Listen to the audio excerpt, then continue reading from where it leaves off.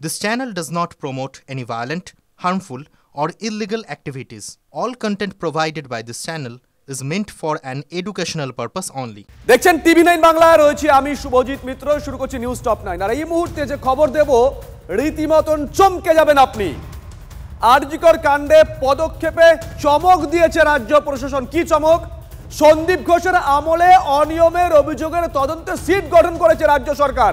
ঠিকই শুনছেন, সন্দীপ ঘোষের আমলের অনিয়মের অভিযোগের তদন্তে সিট গঠন করেছে রাজ্য সরকার। আইজি প্রণব কুমারের নেতৃত্বে 4 সদস্যের তদন্ত কমিটি গঠন করা হয়েছে। সিটের অন্য 3 জন সদস্য আইপিএস ওয়াকার রাজা, সোমা দাস মিত্র, ইন্দিরা মুখোপাধ্যায়। 1 মাসের মধ্যে রিপোর্ট জমা দেওয়ার নির্দেশ, অর্থাৎ সময়টাও বেঁধে দেওয়া হয়েছে। সৌরভ দত্ত আমাদের সঙ্গে রয়েছেন নিউজ রুম থেকে, আমাদের সহকর্মী সৌরভ। 3টে প্রশ্ন চট করে রাখি। 1, এখন হঠাৎ করে এই সিট গঠন কেন? 2, সিট গঠন করে কি কোথাও গিয়ে রাজ্য সরকারও মনে করছে যে সন্দীপ ঘোষের বিরুদ্ধে যে অভিযোগ উঠেছিল সেগুলো কিছুটা হলেও সত্যি বা অনেকাংশ সত্যি? 3, যদি সত্যি মনে করে থাকে রাজ্য সরকার, যদি সত্যি মনে করে থাকে, তাহলে যে লোকটা রেজিগনেশন দিয়েছিল তার রেজিগনেশন কেন অ্যাকসেপ্ট করা হয়নি? সৌরভ। শুভজিৎ, দেখো, অনেকগুলো ঘটনাক্রম রয়েছে। সন্দীপ ঘোষের বিরুদ্ধে এই প্রথম আর্থিক অনিয়মের অভিযোগ উঠছে এই আন্দোলনের প্রেক্ষিতে তা কিন্তু নয়। বিষয়টা যে এখন প্রকাশ্যে এলো তাও নয়। গত 1 বছরেরও বেশি সময় ধরে লাগাতার আরজিকর কাণ্ডে সন্দীপ ঘোষের যে অধ্যক্ষশিপে যে আর্থিক অনিয়মের অভিযোগ, সেই অভিযোগ আমরা টানা খবর করেছি। 2023 সালে deputy super non medical Akhtar Ali ভিজিলেন্সে চিঠি করেছিল। স্বাস্থ্য দপ্তরের ভিজিলেন্স বিভাগে সন্দীপ ঘোষের বিরুদ্ধে একাধিক অভিযোগ রয়েছে। শাসক দলের এক প্রভাবশালী নেতা আলাদা করে সন্দীপ ঘোষের আর্থিক অনিয়মের বিরুদ্ধে চিঠি লিখেছিলেন স্বাস্থ্য ভবনের শীর্ষকর্তার দপ্তরের তরফে। সেই ফাইল প্রশাসনের শীর্ষ স্তরের কাছে পৌঁছেছিল।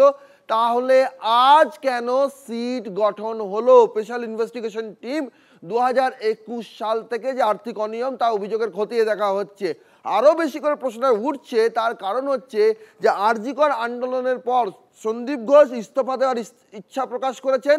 রাজ্য সরকার ইস্তফা গ্রহণ করেনি, ন্যাশনালে তাকে বহাল রাখা হয়েছে। তা নিয়ে বিক্ষোভ হয়েছে, তারপরেও কোনো পদক্ষেপ হয়নি। পরবর্তী ক্ষেত্রে সন্দীপ ঘোষ যখন শুক্রবার থেকে সিবিআই জিজ্ঞাসাবাদের মুখে, তারপরেই দেখা যাচ্ছে এই যে নির্দেশিকা, এখানে অর্ডার কিন্তু 16ই আগস্টের রয়েছে। এটি আজ সন্ধ্যায় প্রকাশ্যে এসছে। এবং কখন প্রকাশ্যে এলো? সন্ধ্যাও বলা ভুল, রাতের দিকে এটা প্রকাশ্যে এলো যে এরকম একটা স্পেশাল ইনভেস্টিগেশন টিম সন্দীপ ঘোষের আমলের আর্থিক অনিয়ম খতিয়ে দেখার জন্য গঠন করা হয়েছে। যখন এদিনই বিকালে কুণাল ঘোষ সিজিও কমপ্লেক্সে গিয়ে বলছেন যে তিনি আরজিকর কাণ্ড নিয়ে কিছু তথ্য সিবিআইয়ের হাতে দিতে যান। আর এর মধ্যে আরো একটা চমকপ্রদ তথ্য তোমাকে দিয়ে রাখি। স্বাস্থ্য ভবন সূত্রের খবর, সিবিআই ইতিমধ্যেই সন্দীপ ঘোষের বিরুদ্ধে কি কি আর্থিক অনিয়ম রয়েছে, কি কি অভিযোগপত্র জমা রয়েছে, সেইগুলোর খতিয়ান নথি চেয়েছে। ছুটির দিনে, রবিবার, আজ রাখি, ছুটির দিন ছিল, তার মধ্যে স্বাস্থ্যকর্তারা স্বাস্থ্য ভবনে হাজির হয়ে সেই সমস্ত নথি তারা সংগ্রহ করে সিবিআইকে পাঠানোর প্রস্তুতি তৈরি করে দিয়েছেন। আর তার মধ্যেই এই সিট গঠন। তাহলে কি এই যে ঘটনা পরম্পরা, সেই ঘটনা পরম্পরার মধ্যেই বিতর্কের বীজ লুকিয়ে আছে এমনটা মনে করা হচ্ছে। সৌরভ, একটু তোমায় থামাচ্ছি, সঙ্গে থাকো। এই মুহূর্তে টেলিফোনে আমরা যোগাযোগ করেছি বিশিষ্ট আইনজীবী বিকাশ রঞ্জন ভট্টাচার্যের সঙ্গে। বিকাশ বাবু, শুভজিৎ রয়েছি। রাজ্য প্রশাসন আজকে জানি না এটা চমক দিয়েছে কিনা, সন্দীপ ঘোষের আমলে অনিয়মের যে অভিযোগ উঠেছিল তার তদন্ত করার জন্য সিট গঠন করা হয়েছে। 4 জন সদস্য রয়েছেন এবং টাইম বাউন্ড বলে দিয়েছে 1 মাসের মধ্যে রিপোর্ট দিতে হবে। আমরা প্রশ্ন তুলছি, অনেকেই প্রশ্ন তুলছেন, এখন কেন এই কমিটি, এই সিট গঠন করা হলো? বিকাশ বাবু, কি মনে হয়? এটা রাজ্য সরকারের আরেকটা বদবুদ্ধির প্রকাশ। এখন যেহেতু এই বিষয় নিয়ে সিবিআই তদন্ত করছে এবং অনেক প্রশ্ন উঠছে, সেটাকে ধামাচাপা দেওয়ার জন্যই রাজ্য সরকারের একটা পরিকল্পনা। এতে কিন্তু রাজ্য সরকারের যে দুর্নীতির সঙ্গে সহমত ছিল, সহবাস ছিল, আরো প্রমাণ হচ্ছে। জানি না রাজ্য সরকার কাদের পরামর্শে চলছে, নিজেরা নিজেদের কবর খুঁজছে। আপনার কি মনে হয়? অনেকে অনুমান করছেন কেঁচো খুঁড়তে কেউটে বেরোতে পারে, আপনারও কি সেটাই মনে হয়? বটেই তো, ওরা সিবিআই যাতে বিষয়টা তদন্ত না করতে পারে সেজন্যই তারা এটা করেছে। কেন ওদের আশঙ্কা হচ্ছে আগামীকাল সুপ্রিম কোর্ট যে সুমোটো নিয়েছে সেখানে এই প্রশ্নগুলো আসতেও পারে। তাই সেটাকে প্রিএম্প্ট করার জন্য একটা এরকম ন্যাকামোমূলক পরিকল্পনা করেছে। ধন্যবাদ বিকাশ বাবু। যাবো সৌরভের কাছে। সৌরভ বলছিলে, তুমি তোমায় থামিয়েছিলাম, প্লিজ কন্টিনিউ করো। আর দেখো, এই যে পুরো বিষয়টা, সন্দীপ ঘোষের বিরুদ্ধে গুরুতর অভিযোগ রয়েছে। বায়োমেডিকেল ওয়েস্ট, বায়োমেডিকেল বর্জ্য পাচারের অভিযোগ রয়েছে। সন্দীপ ঘোষের বিরুদ্ধে তহবিল নয়ছয়ের অভিযোগ রয়েছে। অধ্যক্ষ সন্দীপ ঘোষের বিরুদ্ধে ক্লিনিক্যাল ট্রায়াল কেলেঙ্কারির অভিযোগ রয়েছে। অধ্যক্ষ সন্দীপ ঘোষের বিরুদ্ধে নেলস ল্যাব, সেখানে গড়মিলের অভিযোগ রয়েছে। অধ্যক্ষ সন্দীপ ঘোষের বিরুদ্ধে পরিকাঠামোগত চিকিৎসা সরঞ্জাম সংক্রান্ত একাধিক গুরুতর কৌস্তব বাগচি বিজেপি নেতা, তার সঙ্গে আমরা যোগাযোগ করেছি। কৌস্তব সরাসরি হয়েছে। কৌস্তব, শুভজিৎ বলছি। কৌস্তব, রাজ্য সরকার একটা চমক দিয়েছে আজকে।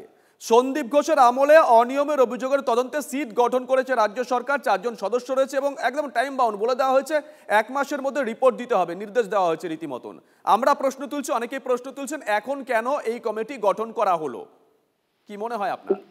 না, এ তো আমাদের তো সিট সম্পর্কে অতীত অভিজ্ঞতা আছে। এই সারদার সময়তে সিট করেই তো সমস্ত যে নথি, সেই সমস্ত গুলোকে গায়েব করা হয়েছিল। তো এই সমস্ত রাজ্য সরকারের সিট গঠনের যে অভিসন্ধি, সেটা সবাই মানুষ বুঝতে পারছে। এবং আমরা যতদূর জানি, এই সম্পূর্ণ এই সিট গঠনের এই যে বিষয়, সম্পূর্ণটাই হচ্ছে মমতা বন্দ্যোপাধ্যায়ের অত্যন্ত আস্থাভাজন এবং মমতা বন্দ্যোপাধ্যায়ের অত্যন্ত কাছের ডক্টর এসপি দাসের এটা হচ্ছে মস্তিষ্ক প্রসূত একটা বিষয়, সন্দীপ ঘোষকে বাঁচানোর জন্য। তো স্নেহধন্য সন্দীপ ঘোষের, এসপি দাসের স্নেহধন্য তো সন্দীপ ঘোষ, এই সবগুলো করা হচ্ছে। সম্পূর্ণ বিষয়টাকে ধামাচাপা দেওয়ার একটা প্রচেষ্টা, তথ্যকে লোপাট করার প্রচেষ্টা। কারণ এই সন্দীপ ঘোষ সম্পর্কে একাধিক গুরুতর অভিযোগ রয়েছে এবং সেই অভিযোগগুলোকে সমস্ত তারা হচ্ছে লোপাট করতে চাইছে।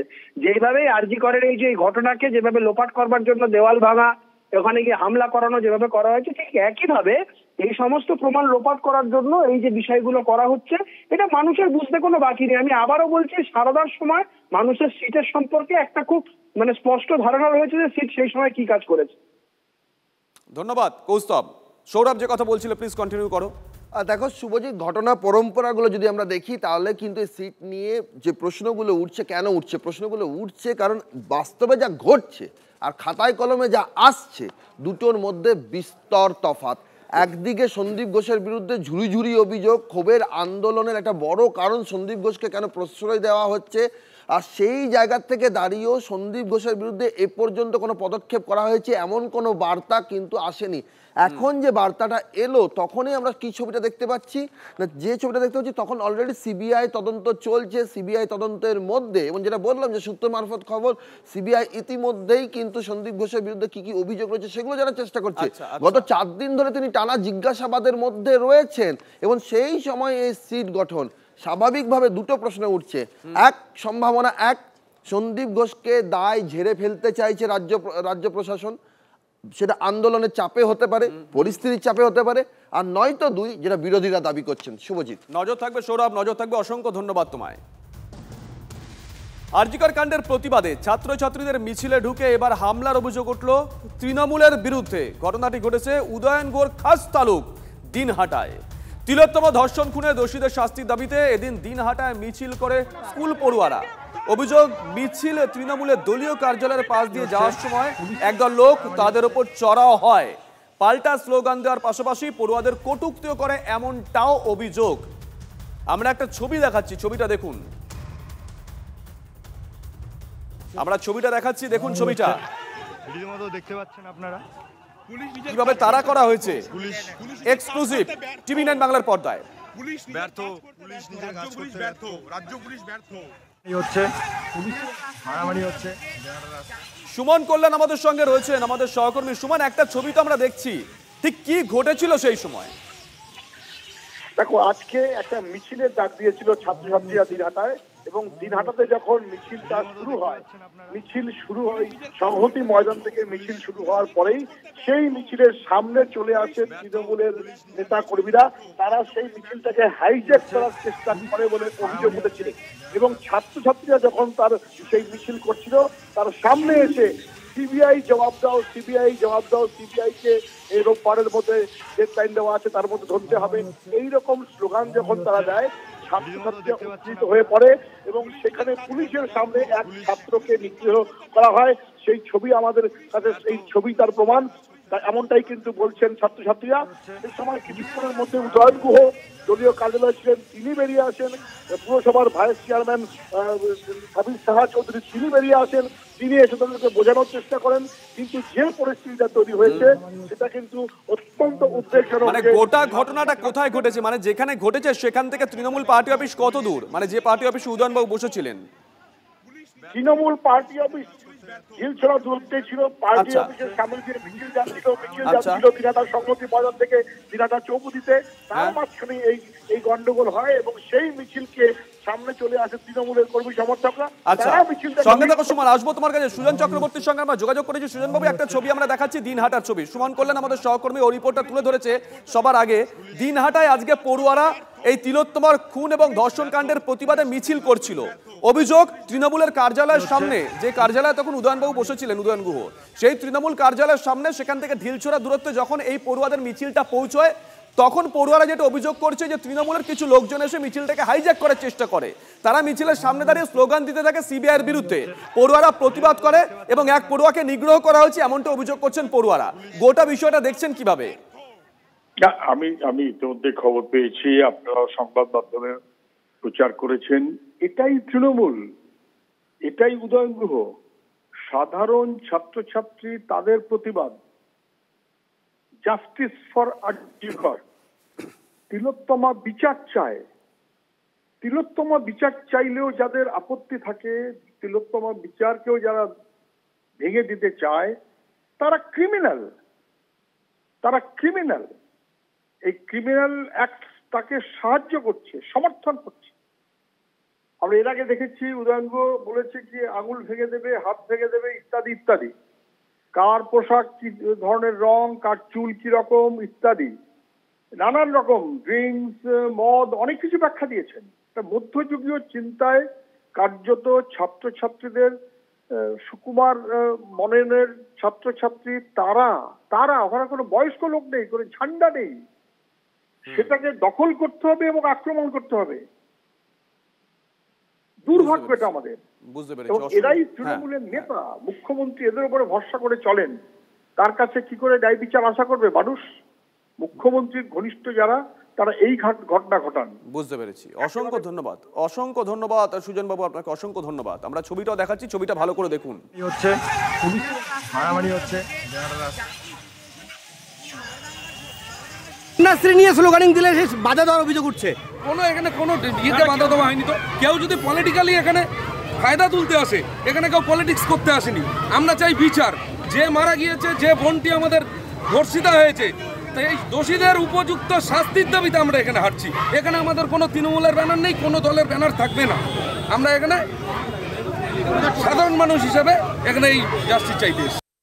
এবার খেলার মাঠেই প্রতিবাদ। জাস্টিস ফর আরজিকর লেখা জার্সি নিয়ে প্রতিবাদ মোহামেডান স্পোর্টিং এর ফুটবলারদের। যে ছবি আমরা দেখাচ্ছি, কলকাতা লিগের ম্যাচ শেষে প্রতিবাদ সাদা কালো ফুটবলারদের। মাঠে দর্শকরা স্লোগান লেখা জার্সি নিয়ে আসেন, তাদের থেকে জার্সি নিয়ে প্রতিবাদে সামিল হন ফুটবলাররা।